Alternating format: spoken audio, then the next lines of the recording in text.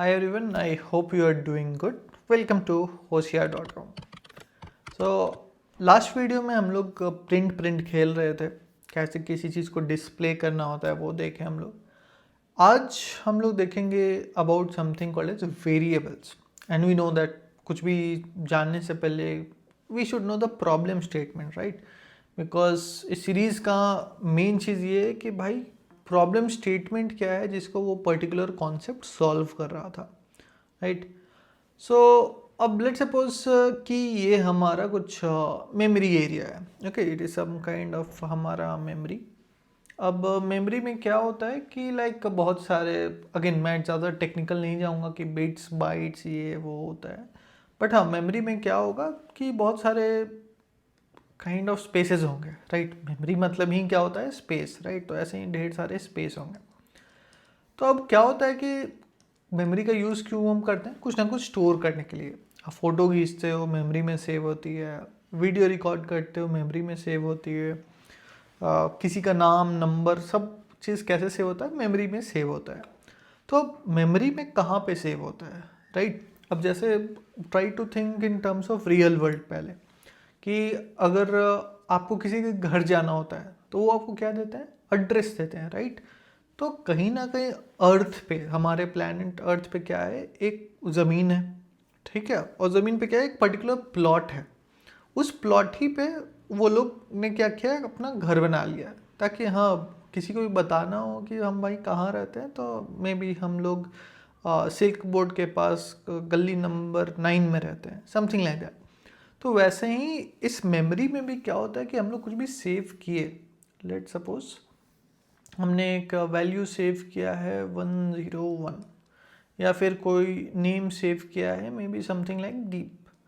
अब मेमोरी बहुत ही वास्ट है. इतनी छोटी सी मेमोरी में भी like millions and millions of spots, bits रहते हैं जहाँ पे हमारा वैल्यू सेव हो सकता है, हमारा डेटा सेव हो सकता है. अब अभी तो हमने सेव कर लिया है, हाँ भाई एक पर्टिकुलर मेमोरी में सेव कर लिया है, बट ये काइंड ऑफ कोई नोटबुक तो है नहीं जो हम खोले, अच्छा पेज नंबर 9 पे लिखा था, चलो पेज नंबर 9 पे. We can't operate it manually, right? As a human हम लोग पढ़ नहीं सकते मेमोरी में क्या लिखा है. तो मेमोरी से इन वैल्यूज़, ये जो डेटा हमने सेव कर रखा है मेमोरी में, अगर हमें इस डेटा को एक्सेस करना है तो वी नीड अ वे कि हम उस लोकेशन पे जा सके जहाँ भी मेमोरी में वो चीज़ है. तो इसीलिए क्या करते हैं हम लोग कि मेमोरी में जो भी हम लोग रखते हैं, तो उस मेमोरी लोकेशन को, लेट्स सपोज ये एक मेमोरी लोकेशन है, इस मेमोरी लोकेशन को हम क्या देते हैं एक नाम दे देते हैं. लेट्स सपोज इस मेमोरी लोकेशन का नाम है x. इस मेमोरी लोकेशन का नाम क्या है? इस मेमोरी लोकेशन का नाम है लेट्स से y, ठीक है? अब जब भी हम लोग को एक्सेस करना होगा ये पर्टिकुलर वैल्यू, ठीक है, लेट्स सपोज हम लोग को 101 एक्सेस करना है, तो उस मेमोरी का एड्रेस हमें नहीं पता, राइट? मेमोरी का एड्रेस हमें नहीं पता. Just like in the real world समझो कि हमें किसी के प्लॉट का वो लॉन्गिट्यूड लैटिट्यूड जनरली नहीं याद रहता है, राइट? लेट्स सपोज वो लॉन्गिट्यूड लैटिट्यूड हमें नहीं पता है, बट क्या पता होता है? एड्रेस पता होता है, स्ट्रीट का नाम क्या है, एरिया का नाम क्या है, एंड सो ऑन. तो उसी तरह ये मेमोरी अगर हम उसके एड्रेस वगैरह से एक्सेस करने जाए, okay, memory location, bit number, so and so, we don't have the knowledge of that. But हमें क्या चीज़ का नॉलेज हो सकता है? ये जो वेरिएबल हमने बनाया है लेट से x, इसका तो हमें पता है. अच्छा, हम लोग 101 कहाँ सेव किए थे? x में सेव किए थे. हम लोग दीप कहाँ सेव किए थे? y में सेव किए थे. तो अब इस ये जो नाम हमने दिया है मेमोरी लोकेशन का, इसका यूज़ करके हम लोग 101 को एक्सेस कर सकते हैं. एक्सेस ही नहीं कर सकते, लेट सपोज हमें मन किया कि भाई इसका वैल्यू चेंज करके कर दे 202, तो हम उस वैल्यू को मॉडिफाई भी कर सकते हैं. अब लेट सपोज दीप हमें अपने डेटा से हटाना है, आई डो कट्टीस हो गई है, कट्टी हो गई है, उस नो मोर फ्रेंड्स, राइट? तो उससे हटाने के लिए क्या करेंगे भाई? वाई का यूज़ करके उसको डिलीट कर देंगे मेमोरी से. तो ये जो नाम हम लोग देते हैं किसी भी मेमोरी लोकेशन को, इसी को कहते हैं क्या? वेरिएबल्स. तो शुद्ध अंग्रेजी में डिफाइन करें तो a variable is a name given to a memory location. अब इसका यूज़ क्या होता है? इसको यूज़ करके हम लोग डेटा फेच कर सकते हैं, रिट्रीव कर सकते हैं. हम लोग डेटा को अपडेट कर सकते हैं, मॉडिफाई कर सकते हैं, और हम लोग डेटा को रिमूव या डिलीट कर सकते हैं। तो मेनली किसी भी वेरिएबल का ये काम होता है, डेटा स्टोर करो, रिट्रीव करो, अपडेट करो, डिलीट करो। ठीक है, तो अब आपको पता चल गया कि वेरिएबल्स क्या कर रहा है, किस प्रॉब्लम स्टेटमेंट का सोल्यूशन दे रहा है, राइट। अब जानते हैं कि भाई पाइथन में हम लोग वेरिएबल्स को कैसे यूज कर सकते हैं। ठीक है, कैसे क्रिएट कर सकते हैं, कैसे यूज कर सकते हैं। तो लेट सपोज हमें जो अभी कर रहे थे, लेट से किसी का एज स्टोर करना, या फिर x is equal to 101, may you live 101 years, right. तो और क्या करेंगे, एक और वेरिएबल हमने लिया था y इज इक्वल टू दीप। ठीक है, अब आप एक चीज़ पहले नोटिस करोगे कि जब 101 लाइन में कुछ इशू नहीं आ रहा है, let's say I will save the program. Okay, 101 जहाँ पे हमने लिखा लाइन नंबर 1 कोई इशू नहीं है, बट लाइन नंबर 2 में क्या हो रहा है कि दीप जहाँ पे लिखा है वहाँ पे एक अंडरलाइन सा सिंबल है। अब क्या होता है कि डिफरेंट वैल्यूज़ को स्टोर करने के लिए एक कॉन्सेप्ट होता है डेटा टाइप्स का। फॉर एग्जांपल जैसे अगर आप मिल्क लेने जा रहे हो तो जनरली क्या होगा, प्लास्टिक के पाउच में वो मिल्क सील्ड रहता है। एट द सेम टाइम अगर आप कुछ वेजीज लेने जा रहे हो तो आप एक क्लॉथ बैग या जूट बैग लेके जाओगे उसे लेने।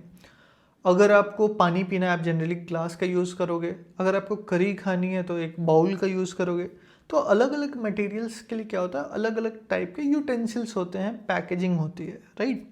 एट द सेम टाइम अलग अलग टाइप के डेटा को भी स्टोर करने के लिए हमारे पास different different types of variables होते हैं।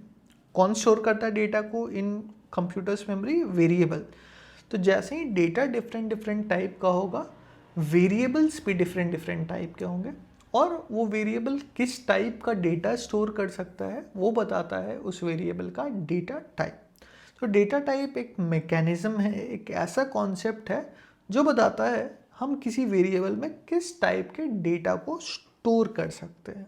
ठीक है, तो जनरली क्या होता है कि नंबर्स के लिए अलग डेटा टाइप होता है, ये वर्ड्स टेक्स्ट टाइप के डेटा के लिए अलग होता है, ट्रू और फॉल्स के लिए we have something like Boolean and all. So जैसे डिफरेंट डिफरेंट डेटा होंगे, डिफरेंट डिफरेंट डेटा टाइप्स भी होंगे। अब पाइथन क्या है? Python is said to be dynamically typed programming language. क्या होता है Python? Dynamically typed programming language. Programming language तो पता था, बट ये डायनेमिकली टाइप्ड क्या होता है?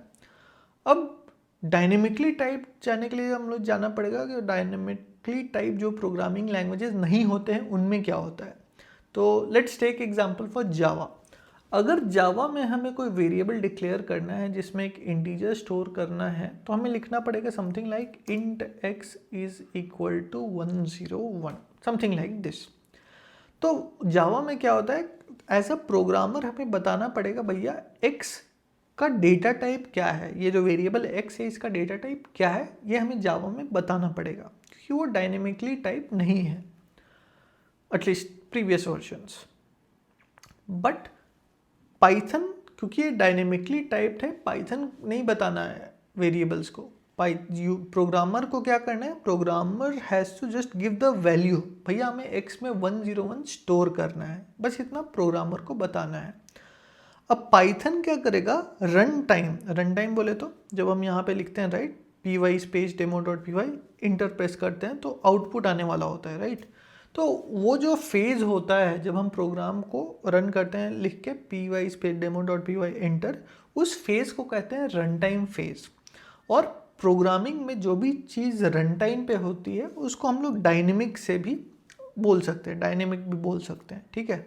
तो पाइथन क्या करता है कि 101 हमने x में डालने बोला है पाइथन को, ठीक है, बट वो रन टाइम पे डिसाइड करेगा। रन टाइम पे पाइथन देखेगा अच्छा x में क्या स्टोर है, x में 101 स्टोर है, तो ऑटोमेटिकली क्या करेगा पाइथन, वो मान लेगा भैया x का टाइप क्या है, इंट। प्रोग्रामर को नहीं बताना है, जावा में प्रोग्रामर को बताना पड़ता, C++ में बताना पड़ता, बट पाइथन में नहीं बताना है। At the same time deep किस टाइप का वैल्यू है, टेक्स्ट वैल्यू है। तो किसी भी प्रोग्रामिंग लैंग्वेज में टेक्स्ट टाइप के डेटा को हैंडल करने के लिए स्ट्रिंग्स होते हैं, ठीक है। तो स्ट्रिंग्स पे हम डिटेल्स में भी आएंगे, बट अभी के लिए इतना जानना ज़रूरी है कि जब भी हम कोई स्ट्रिंग टाइप का डेटा स्टोर करना चाहते हैं तो हमें देना चाहिए डबल कोट्स, कुछ ऐसे, ठीक है। जैसे ही डबल कोट दिया एरर चला गया। अब पाइथन रन टाइम डिसाइड कर लेगा, अच्छा 101 स्टोर कर रहे हैं x में तो x का डेटा टाइप इंट है, दीप स्टोर कर रहे हैं y में तो अच्छा y का डेटा टाइप क्या है, स्ट्रिंग है। तो during execution time the dynamic run time Python वो डिसाइड कर लेगा। इसीलिए पाइथन को हम लोग क्या कहते हैं, डायनेमिकली टाइप प्रोग्रामिंग लैंग्वेज। मतलब dynamically run time Python decide कर लेता है type, data type of the variable, okay. And numbers को हम बिना डबल कोट्स के दे सकते हैं, स्ट्रिंग्स को देने के लिए हमें क्या चाहिए, डबल कोट्स चाहिए, ठीक है। इतना समझ गए। तो अब चलो इन वेरिएबल्स को क्या करते हैं, प्रिंट कर लेते हैं। प्रिंट हम लोग कैसे करते थे, किसी भी चीज़ को डबल कोट्स में देते थे, प्रिंट हो जाता था। ये सब क्या है, ठीक है। एट द सेम टाइम हम लोग क्या करेंगे, प्रिंट कर लेंगे वाई को, ठीक है। ये सब क्या है भाई, ठीक है, दोनों हमने प्रिंट भी कर लिया। क्या आउटपुट होगा, थोड़ा होशियारी लगाओ, रन करें, होप सोच लिए होगे। तो हमारा एक्सपेक्टेशन क्या है कि भैया हमें दे दो 101 और दीप, we want the values present in the variables. But अगर अभी हम प्रोग्राम को रन करें तो क्या आउटपुट आ रहा है, पहला आउटपुट है x, दूसरा आउटपुट है y। क्योंकि जब भी पाइथन प्रिंट के अंदर डबल कोट्स देख लेता है तो उसका दिमाग काम करना बंद कर देता है, बस एक चीज़ काम करता है, कंट्रोल सी कंट्रोल वी।